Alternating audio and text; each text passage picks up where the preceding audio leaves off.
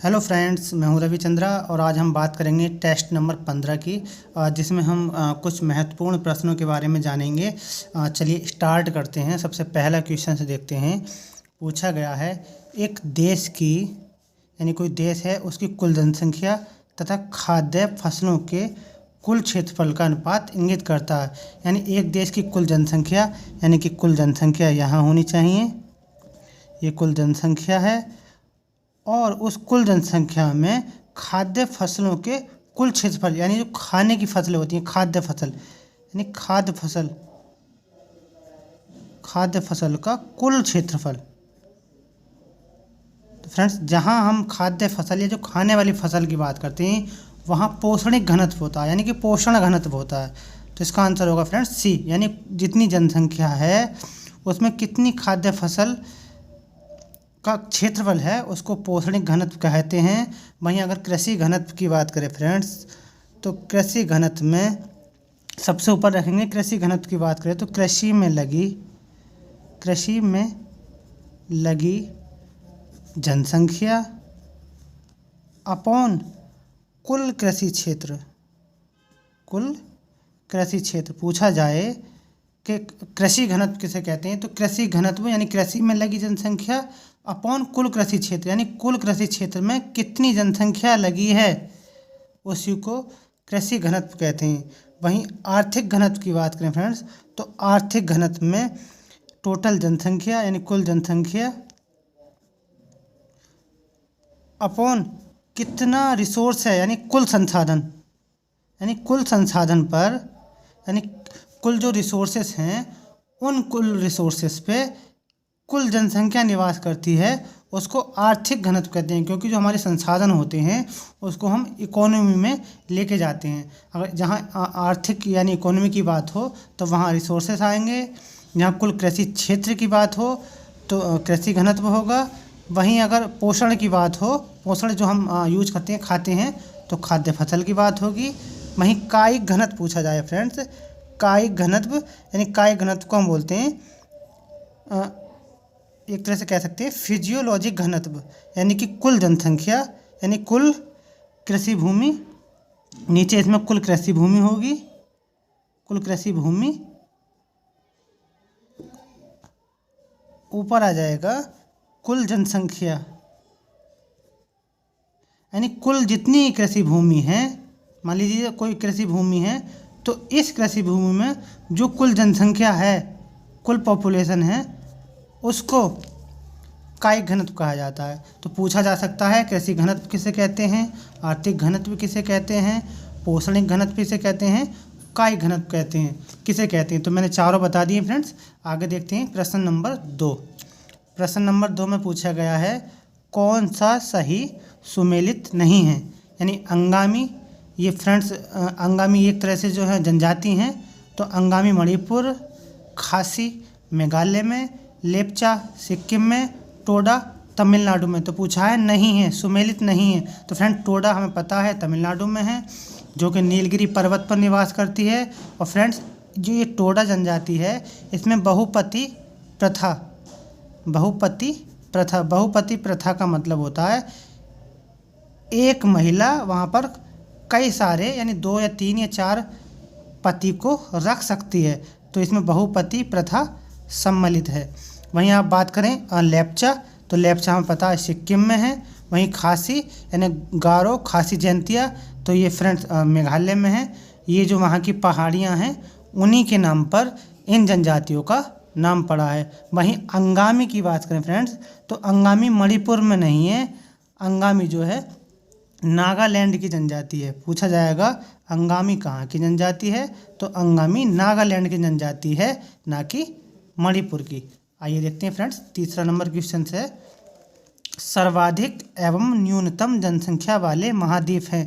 यानी ऐसे कौन से 2 महाद्वीप हैं जिनमें सबसे ज़्यादा और सबसे कम घनत्व देखने को मिलता है। तो यूरोप एवं अफ्रीका, एशिया व अफ्रीका, एशिया व ओशिनिया, यूरोप व ओशिनिया।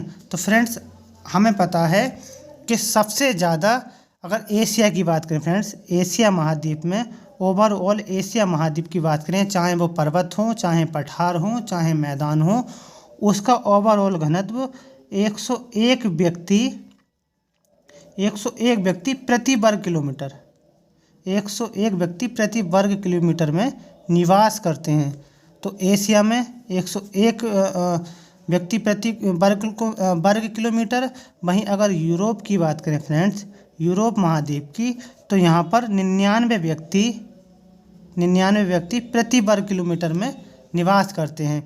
वहीं ओशिनिया की बात करें फ्रेंड्स, ओशिनिया, तो ओशिनिया के अंदर फ्रेंड्स 13 व्यक्ति प्रति वर्ग किलोमीटर, यानी 13 व्यक्ति प्रति वर्ग किलोमीटर में निवास करते हैं।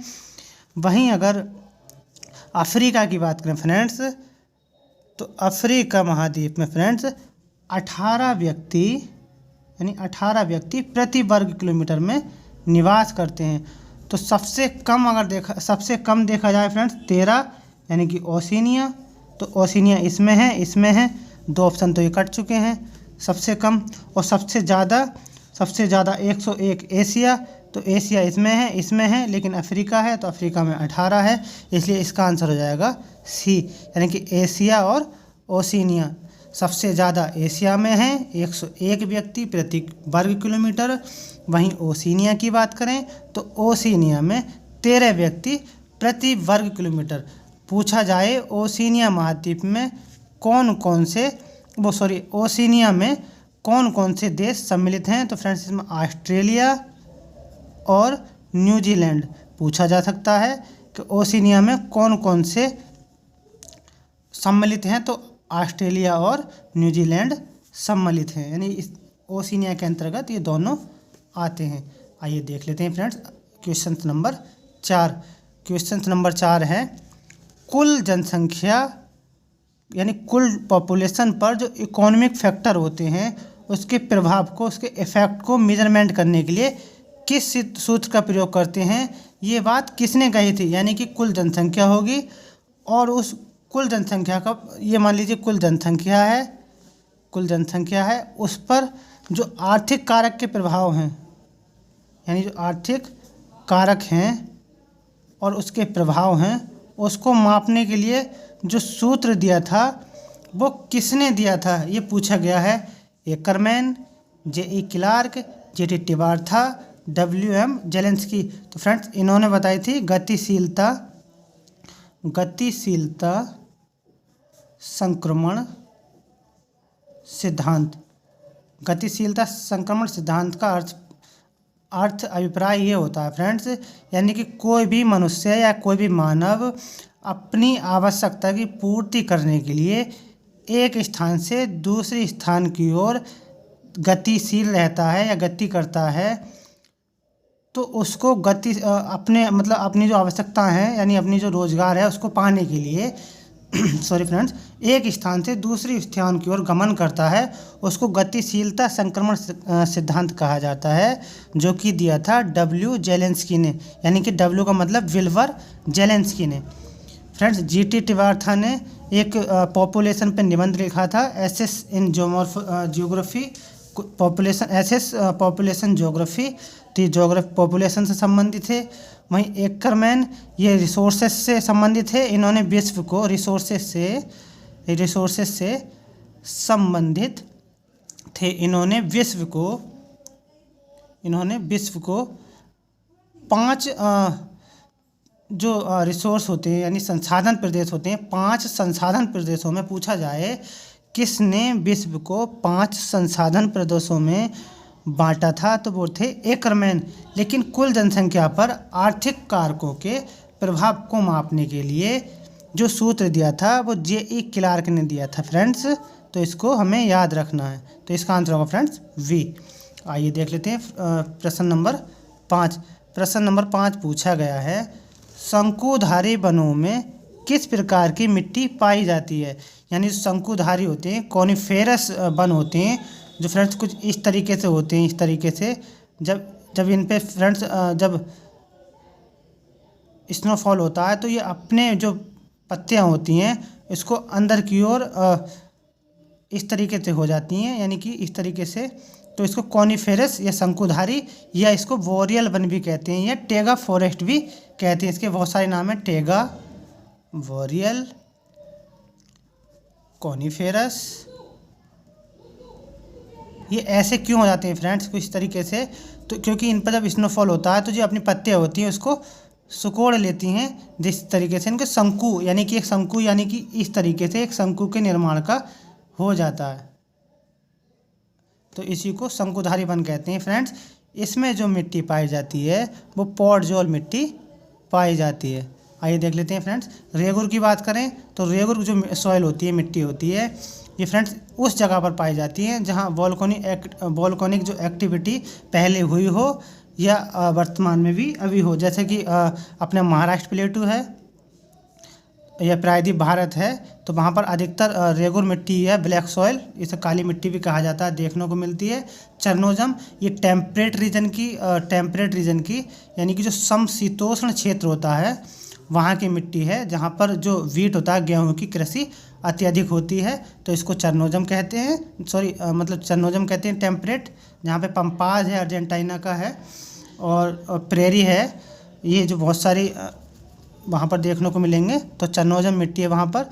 वहीं अगर शंकुधारी की बात करें तो पॉडजोल मिट्टी जो होती है वहाँ पर शंकु वनों का विस्तार होता है। आइए देख लेते हैं फ्रेंड्स, ये आज का अंतिम क्वेश्चन है फ्रेंड्स। अगर वीडियो अच्छी लगे फ्रेंड्स तो लाइक करें और शेयर करें, सब्सक्राइब करें, जो मैं रोज़ डेली ऐसी वीडियो एक डालता रहूं, जिससे क्या होता है फ्रेंड्स एक मोटिवेशन मिलता है जो आगे मैं इस पर काम करूं, क्योंकि काफ़ी समय लगता है ऐसे क्वेश्चन बनाने की, निकालने की, और उसको ला के बताना बहुत समय भी लगता है फ्रेंड्स। तो चलिए आगे देखते हैं। अंतिम क्वेश्चन है, इसमें कहा गया है निम्नलिखित में से कौन पारिस्थितिकी तंत्र में स्थिरता को बढ़ावा नहीं देता, यानी कि जो स्टेबिलिटी है उसको बढ़ावा नहीं देता है। तो फ्रेंड्स पारिस्थितिकी तंत्र में प्रत्येक तत्व के उत्पादन तथा उपभोग में संतुलन, यानी जो पारिस्थितिकी तंत्र होता है, एक इकोसिस्टम होता है, उसका जो प्रत्येक तत्व होता है, एलिमेंट्स होता है, उसका जो प्रोडक्शन उत्पादन होता है, उसका जो कितना उपभोग हो रहा है उसमें संतुलन। तो फ्रेंड्स ये तो होता है, ये कह रहा है नहीं होता है, तो इसका ये तो ठीक है। देख लेते हैं, बी ऑप्शन है ऊर्जा में निवेश एवं निर्गम में संतुलन, यानी कितनी ऊर्जा का, कितनी एनर्जी का इन्वेस्टमेंट या निवेश हो रहा है, ले रहे हैं, दे रहे हैं, उसमें संतुलन होना चाहिए। तो फ्रेंड्स ये भी स्थिरता को बढ़ावा नहीं देता है, यानी ये भी सही है। बात करते हैं सी ऑप्शन की, इसमें कहा है विभिन्न जैव भू रासायनिक चक्र की सुचारू रूप में कार्यशीलता। बिल्कुल फ्रेंड्स, जो विभिन्न अलग अलग जो जैव भू रासायनिक चक्र होते हैं उसकी एक सुचारू रूप से यानी कंटिन्यूसली एक कार्यशीलता होनी चाहिए। फ्रेंड्स बिल्कुल ये भी सही है, ये भी सही है। अब देखते हैं अंतिम में मानव जनसंख्या वृद्धि हेतु उपयुक्त दशाएं। तो फ्रेंड्स जो पारिस्थितिकी तंत्र होता है, जो उसमें स्टेबिलिटी होती है, उसमें मानव जनसंख्या वृद्धि उपयुक्त दशाएं उत्पन्न नहीं करती हैं। फ्रेंड्स ये ऑप्शन जो हो जाएगा गलत हो जाएगा, तो इसका जो सही आंसर होगा फ्रेंड्स डी होगा। क्योंकि अगर मानव जनसंख्या वृद्धि अगर उपयुक्त दशाएं कैसे पैदा करेगा, अगर पारिस्थितिकी तंत्र में स्थिरता आएगी तो मानव जनसंख्या वृद्धि कैसे बढ़ेगी, तो ये सरासर गलत है फ्रेंड्स, तो इसका आंसर होगा डी। तो फ्रेंड्स ये रही आज की वीडियो, अच्छी लगे तो लाइक करें, शेयर करें, सब्सक्राइब करें। फिर मिलेंगे कल ऐसी ही वीडियो में, तो तब तक के लिए bye, thank you so much.